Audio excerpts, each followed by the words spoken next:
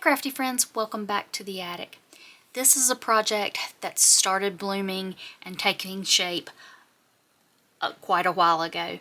I started working on this project back in the early part of 2025, and it totally had to take a back seat to everything else that was going on. But there are some seasons in life that don't simply pass. They bloom tenderly like pressed flowers waiting between pages. And in 2023, our family stepped into one of those seasons. A ring was slipped onto a finger, a quiet yes echoed through time, and suddenly the air felt a little different, filled with lace, laughter, soft rustle of new beginnings. And in that time, before the attic was even born, I began to gather the things I knew I would need for this project one day. Photographs that still carried the warmth of that first announcement, the stories of how they met, snippets and little details that might otherwise drift away like dust in the window light. And instead of tucking them into one book, I found this story was going to need so much more. So with that, this project began. And I started out, and I'm going to insert some footage that I started last year, where I started creating 12 mini album style journals that I'm going to be using to tell the story from engagement to wedding day of my daughter and her now husband. It's not going to just record events, but it's going to be a stitched together keepsake of emotion, of anticipation, of a mother's heart, and all the moments that feel both full and fleeting all at once. This series is going to be less about instruction and more about reflection, a quiet unfolding of memory and paper, a creative journey through a memory of paper and time with me, where I remind myself about how important it is to share these moments and memories for the future to see, and a place where we'll pause and ask ourselves how we preserve the moments that change us.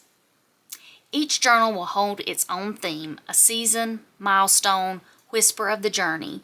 We'll be going from when they met, to being engaged, to all the milestones and memories up until the wedding day. And the journals will grow page by page, and as they grow, I'll talk about what it means to tell family stories with our hands and our craft.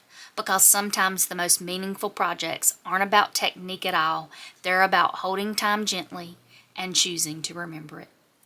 So come sit with me a while. Let's turn the pages slowly. There's a wedding story to be stitched with memory and magic. Yesterday I created 12 albums. I know I'm probably going to do at least 7, but I went ahead and created 12. And I'm using the method of the lay flat cover method.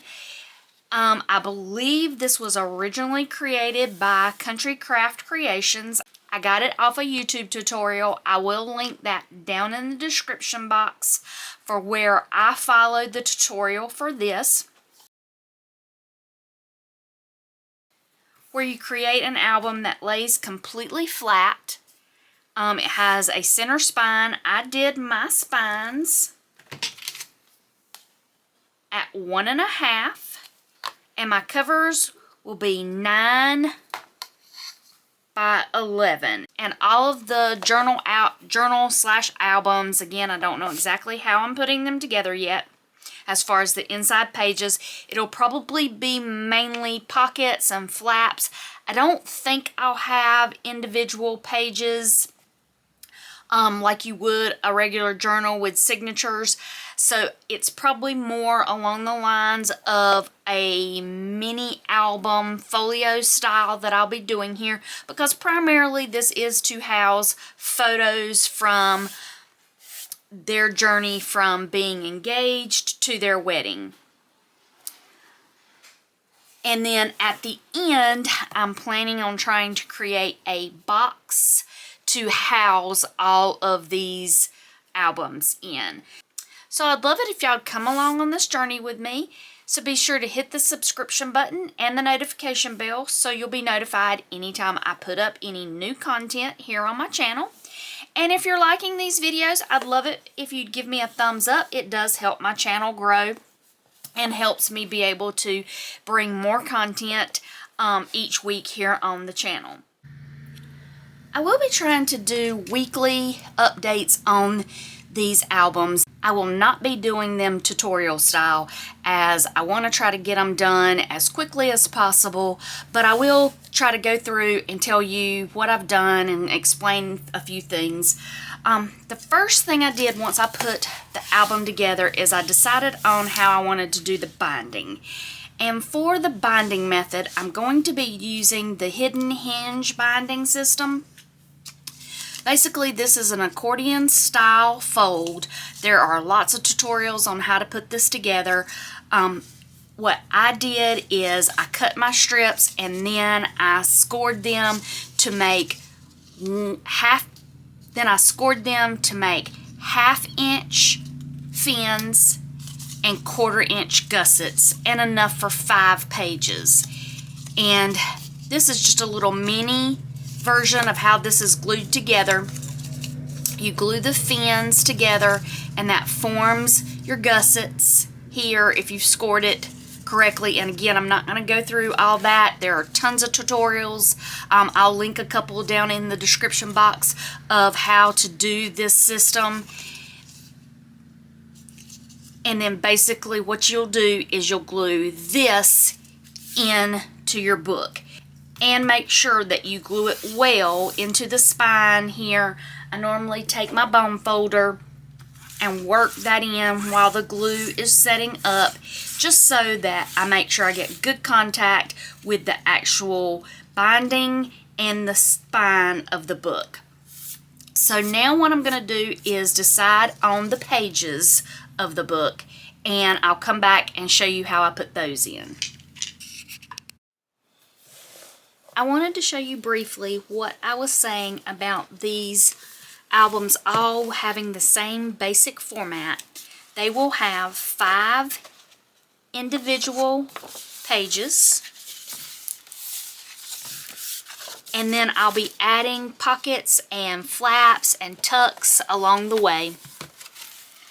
The album construction, I already showed you how I made the binding for these pages, and that just fits right on there to where these will semi-lay flat. My cardstock is a little stiff, but over time, as you put weight and your pictures and things, these will start to lay down a little better. So let's take a look really quickly at the first album I'll be doing and the flaps I have added here. I think I've got that upside down.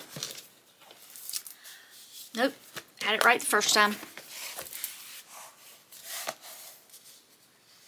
Again, this is not going to be a tutorial. Every mini album can be put together differently. I will be coming back and matting all these flaps as I go, but I just wanted to show you a little bit about what I'm doing here, the style I'll be doing in this series.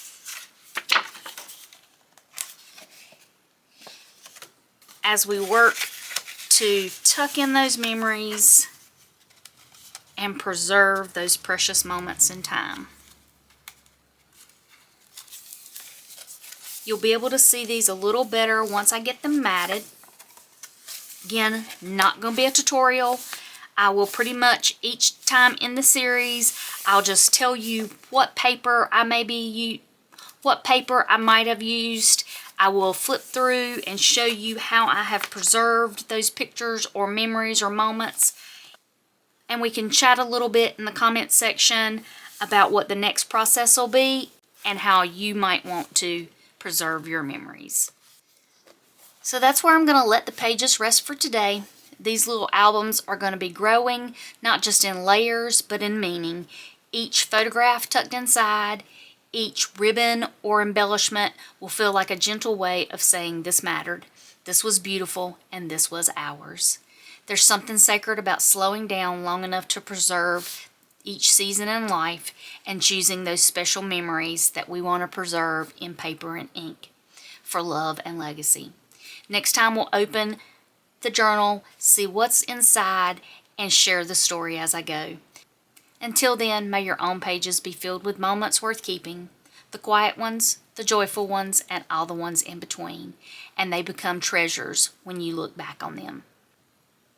So I'll see you again soon, and until then, y'all take care.